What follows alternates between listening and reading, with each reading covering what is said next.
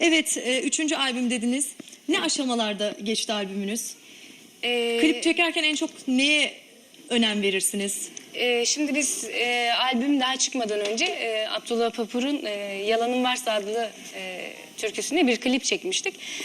Tabii biraz izleyicilerimiz bizleri özlemişlerdi. Yeni albüm bekliyorlardı. Biz aradan bir tane yapalım dedik. Hani single şeklinde olsun dedik. Sonra tek parçaya indirdik. Bir türkü olarak yaptık. O da 5 milyona yakın izlendi. Ben bütün dinleyen izleyicilerime teşekkür etmek istiyorum. Albümde de okumamızı istediler. Ben de albümde onu okumak yerine ona benzer bir türkü okuyayım dedim. Küstün Sevdiğim adlı eseri okuduk. Bu arada Papur ailesine sevgi ve selamlarımı da göndermek istiyorum. Fatma Hanım'ın ellerinden öpüyorum. Baki Selam abiye olsun. sevgi ve selamlarımı gönderiyorum, Ercan abiye. Bütün Papur ailesine teşekkürlerimizi sunuyoruz. Ve ilk klibi de ona çekelim istedik. Küstün Sevdiğim'e çektik. Tabii Ramazan dolayısıyla biraz ara verdik çalışmalarımıza. Ama devam edecek. Önümüzdeki haftalarda yeni klipler olacak. Yeni Kürtçe türkülerimize de klip çekmeyi düşünüyoruz. Zazaca'ya da çekmeyi düşünüyoruz. Çalışmalarımız devam edecek. Tabii biz daha öncesinde böyle çok öykülü, hikayeli, senaryolu daha doğrusu klipler tercih etmedik. Yüzümüz daha çok tanınsın diye. Yalanın Varsa da biraz senaryoya benzer bir şeyler oldu. Bu yeni türkülerimizde de yine senaryolar olacak ama biz ilk başlangıçta biraz kendimizi tanıtalım, bizleri tanısınlar diye. Çünkü ben çok farklı çıkıyorum. Yöresel kıyafetler giydiğim için bazen fesle çıkıyorum, bazen bu halimle çıkıyorum. İzleyicilerimiz İnsanlar da öyle şaşırıyorlar. benimsediler ama. Çok Evet. seviyorlar. Hı hı. Yöresel şeyleri çok seviyorlar. Çok düşkünler. Evet, ben de çok seviyorum. Gururla da taşıyorum kendi yöremizin kıyafetlerini. Bu şekilde yapıyoruz kliplerimizi.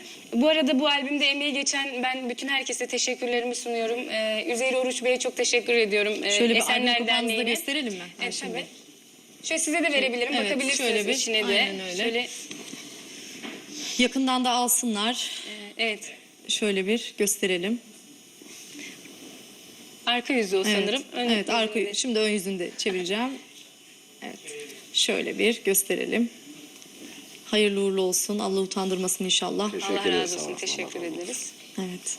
Yaklaşık 10 eserimiz var. Hı hı. Peki söz müzik derken şöyle bir bakıyorum. Evet.